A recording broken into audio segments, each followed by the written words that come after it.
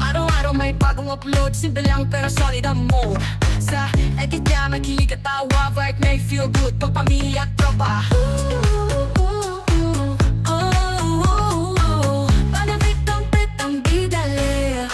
Ayan, at dahil matagal pa ang bus, magluksi-luksi tayo ng price. Kaso mahal ang pomelo. 17 for 2? Oh, okay. So, dalawa. 17 for 2. Oh.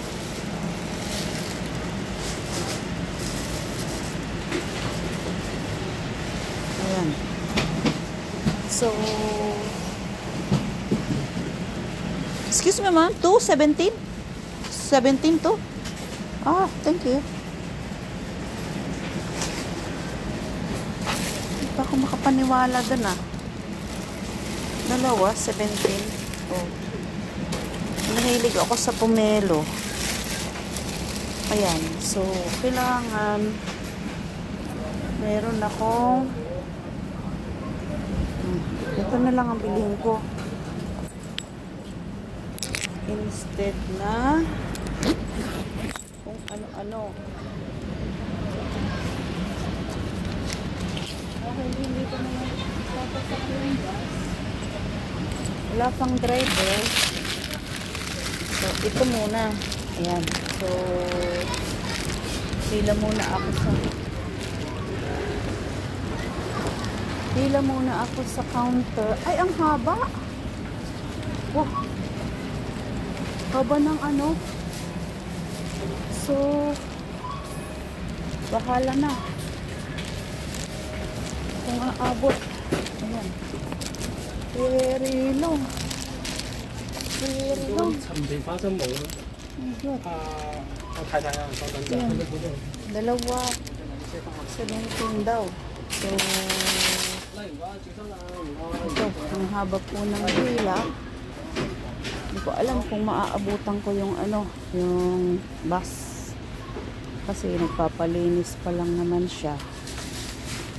Dito naman sa kabila yung mga wine. Maslong oh. Ayan. Nakapila tayo guys. Oh. Mabilis naman. Ito mga ice cream. Ayan o. Ito ang mga seeds. Oh. Diba? Ayun, ito may mixed seed. 8 lang yan.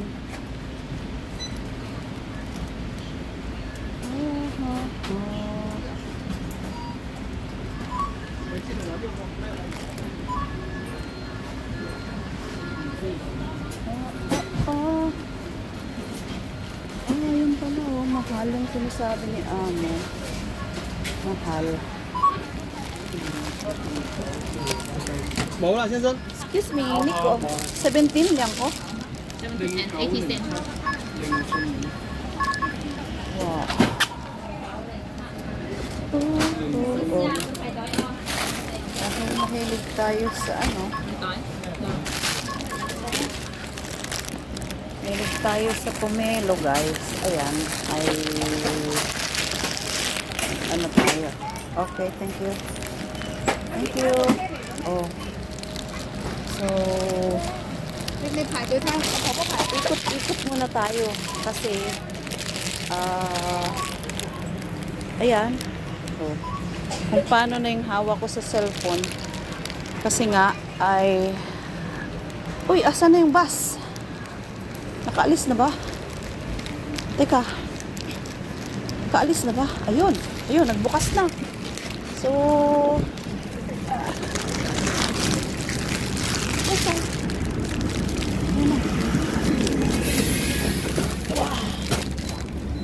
thank you. Buti na lang at tayo ay Opo. Oh. Ayan. Wala nang plastic. Buti na lang. Talaga. Sumilip ako kung nagkataon ay may iwan ako ng biyahe.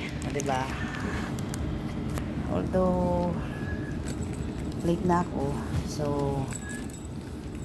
binitbit ko na lang yung pomelo nang walang plastic. Kasi meron naman akong bag. Try ko lang kung tingnan nyo guys kung anong hitsura ko.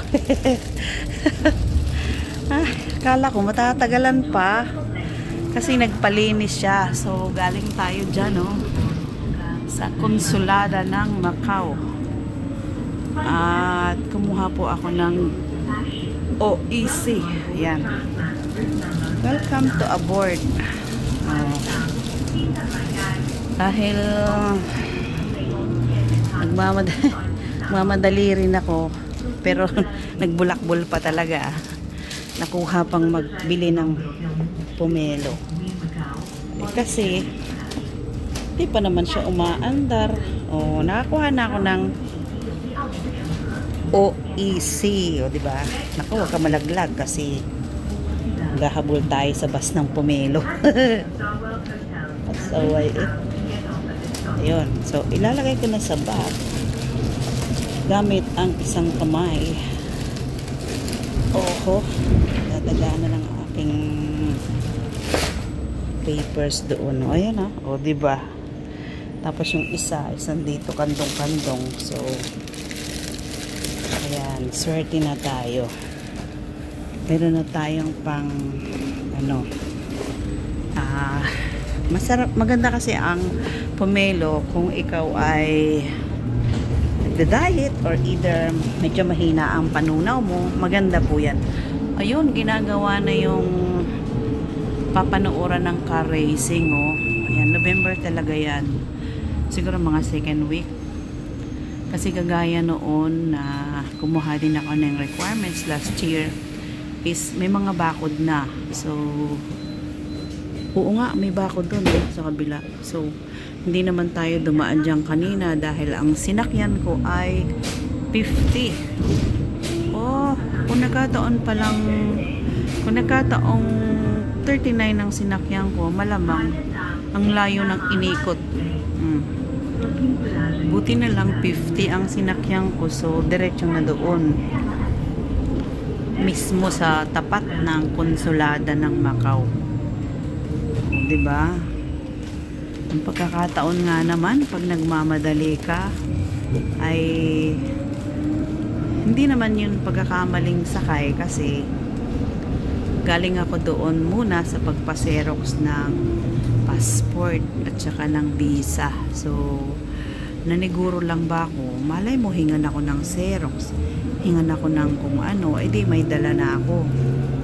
So kahit na ako gumastos, at least mura lang naman, walang problema kasi ano lang yun, bawi-bawi lang. Diba? Ayan, at nandito na tayo ngayon sa Lisboa na tayo ay, ako lang pala, sorry naman, pabalik na ng Taipa. Ito ay takas lang, wala kang pakialam. Iniwanan ko si boss doon. Si madam ko ay kakatalikod lang.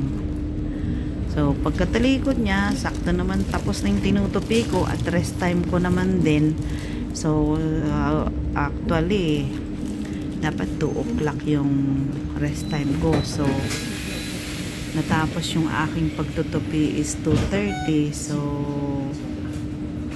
ayun, napag-decidean ko na ngayon na, wag nang bukas. Kasi ang grasya, kapag ibigay sa'yo ni God, ngayon na. Pag sinabing grasya yan, wag mo nang pabukasan. Dahil bukas, iba na yung grasyang matatanggap mo. Diba guys? Parang parang sa salmo lang ng Bible. Ikot na at tuloy-tuloy lang ang biyahe. Ang malapit kasing bus kanina doon ay 11. So, nagbasa ako doon sa ano nila na ang 50 pala ay dumadaan ay doon mismo.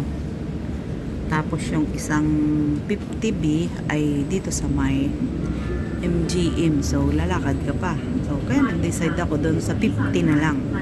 At least doon mismo sa harap ng consulate. Pero dati, ang consulate ay dito lang. Dito lang.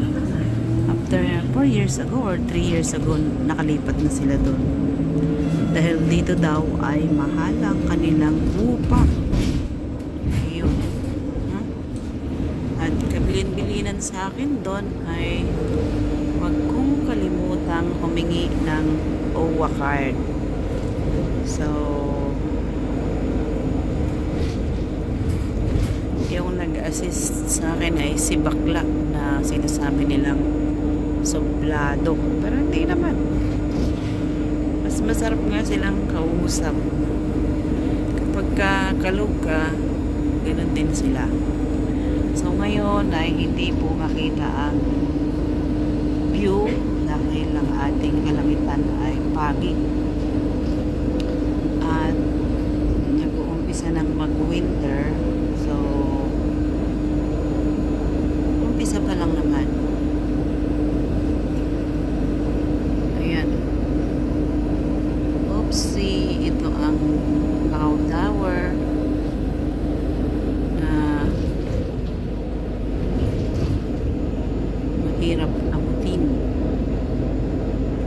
Ayan. Buti ngayon ang dagat ay hindi kulay dilaw. Sa dami ng baha, luminaw rin. At binabagtas ko namin ang tulay na sa gitna. So, uwi na ng amo. Nasa